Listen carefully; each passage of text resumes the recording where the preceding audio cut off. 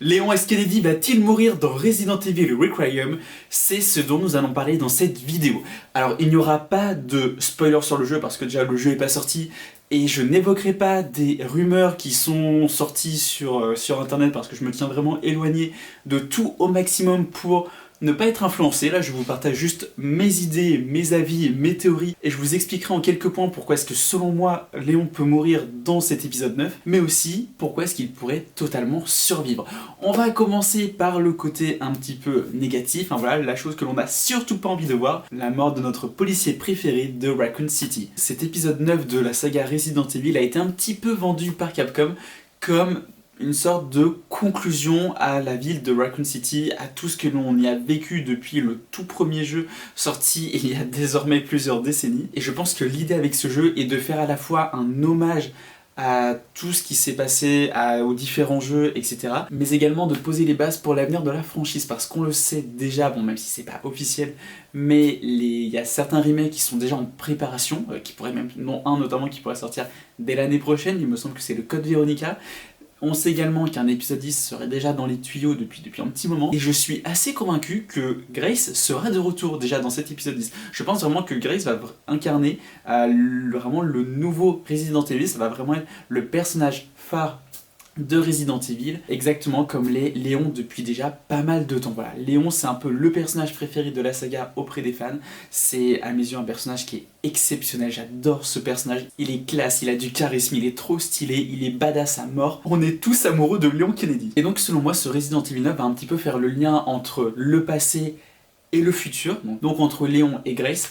Ça va être un petit peu un passage de flambeau et je pense en effet que Léon pourrait mourir, histoire de mettre un terme un peu à cette histoire, de laisser Raccoon City derrière nous et à partir de l'épisode 10 vraiment d'aller dans d'autres lieux qui deviendront iconiques, donc voilà, et de rencontrer d'autres personnages qui deviendront des personnages phares de la saga, parce que là je parle de Grace, mais il y aura sûrement d'autres personnages qui vont devenir très vite iconiques, je pense, dans cet épisode 9 et que l'on va retrouver dans les épisodes 10, 11, 12, etc.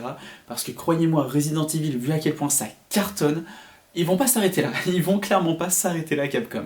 Et en vrai, qu'ils continuent. Tant qu'ils nous pondent des chefs-d'œuvre comme ça, ils peuvent en faire autant qu'ils veulent. Mais la question qu'on peut se poser, c'est si Léon meurt bien dans ce Resident Evil 9, honnêtement, j'espère vraiment que ça va pas arriver parce que j'aime trop ce personnage, vraiment. Mais si jamais il meurt, comment ? Est-ce qu'il meurt en se sacrifiant? Pour moi, c'est une possibilité. De toute façon, pour moi, si Léon il meurt, c'est vraiment de manière ultra classe, ultra héroïque. Parce que c'est ce qu'il est. C'est un héros. Donc je verrais bien une sorte de sacrifice. Par exemple, je sais pas, le bâtiment va être détruit et le seul moyen peut-être de sauver tout ce qui est autour de ce bâtiment, c'est que quelqu'un y reste pour se sacrifier. Et donc ça pourrait être Léon. Est-ce qu'il se ferait tuer par un ennemi au cours d'un affrontement final, vraiment dans le dernier acte du jeu? C'est totalement possible aussi. Mais on a une dernière option concernant la mort de Léon, parce que là, ce que je vous évoque, c'est plus en fin de partie.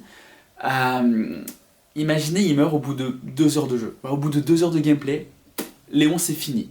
Ce serait terrible. Alors, je ne pense pas que ça va arriver, surtout que je me tiens un peu éloigné de tout ce qui est trailer et tout du jeu, mais j'ai l'impression qu'ils ont montré quand même pas mal de choses, pas mal d'éléments, pas mal de décors différents avec Léon, donc je pense que Léon va être quand même assez présent dans le jeu. Je pense que le temps même d'écran, de gameplay entre Léon et Grace sera à peu près équivalent, donc ça c'est plutôt cool, c'est plutôt une bonne chose. Je pense qu'on aura une répartition plutôt parfaite des deux protagonistes, donc ça c'est plutôt cool. Mais il y a un monde où Léon meurt au bout de 2 heures de jeu. Ce serait ultra choquant, mais c'est pas impossible. Mais on va espérer que ça n'arrive pas. Et maintenant on va passer à une partie un peu plus réjouissante, à savoir la survie de Léon. Et pour moi, je pense vraiment que Léon va survivre et je vais vous expliquer pourquoi. Si Léon meurt, Capcom se ferme une porte monumentale.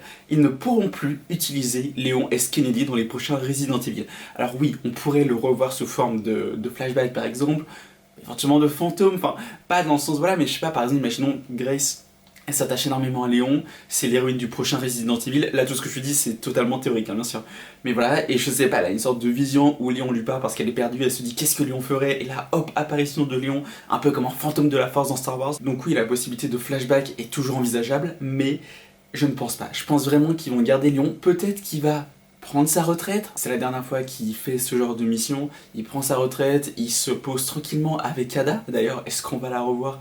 J'espère, parce qu'en général, quand il y a Léon, il y a Ada aussi. C'est pour ça, je pense qu'il va vraiment survivre. Peut-être qu'on va nous faire croire à sa mort, ça c'est totalement envisageable, mais je pense qu'il survivra parce que, voilà, pour...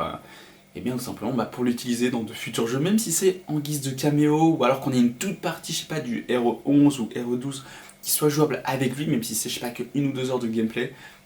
Ça fera plaisir aux fans, on hurlera tous de joie, et voilà. Mais après, évidemment, il y a quand même la possibilité, pardon, selon laquelle il meurt.